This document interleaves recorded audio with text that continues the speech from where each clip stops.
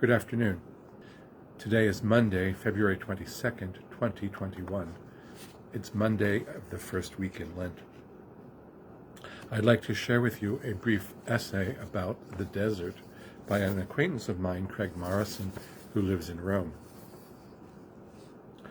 The Qumran community that wrote and conserved the Dead Sea Scrolls viewed their desert environs as essential to their identity. The rule for their community quotes the prophet Isaiah, "In the desert, prepare the way of the Lord. Make straight in the wilderness a path for our God." Isaiah 40, verse 3.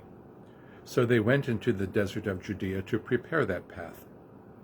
This same verse from Isaiah opens Mark's gospel.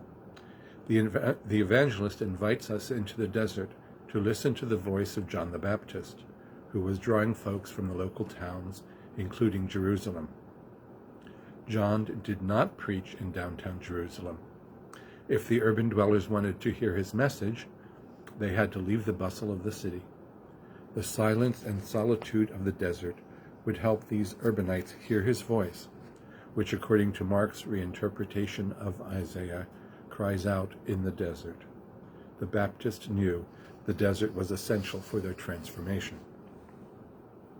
The desert was essential for Jesus, too. After 40 days there, Jesus emerged ready to announce his mission. The kingdom of God is at hand. His 40 days recall the 40 years of desert wandering that transformed the Israelites.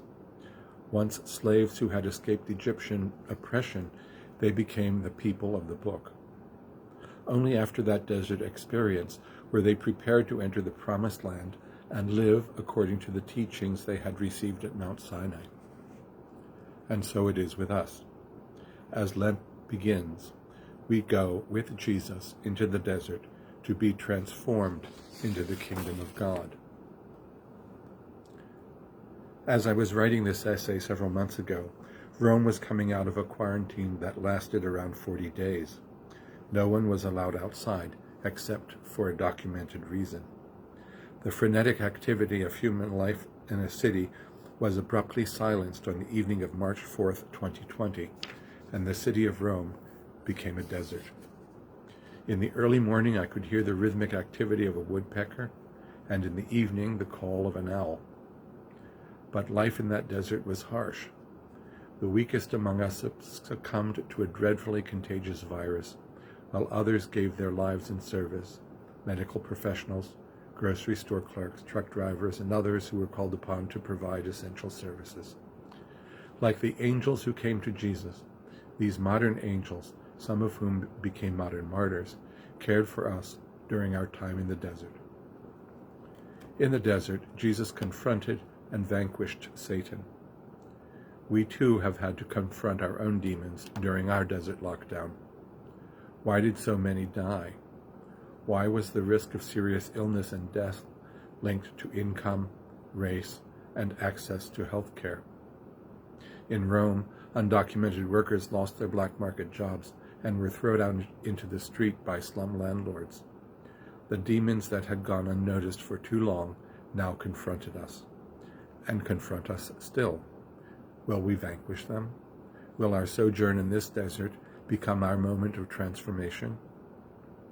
In our biblical tradition, the desert transforms its dwellers. The ancient Israelites became the people of the book.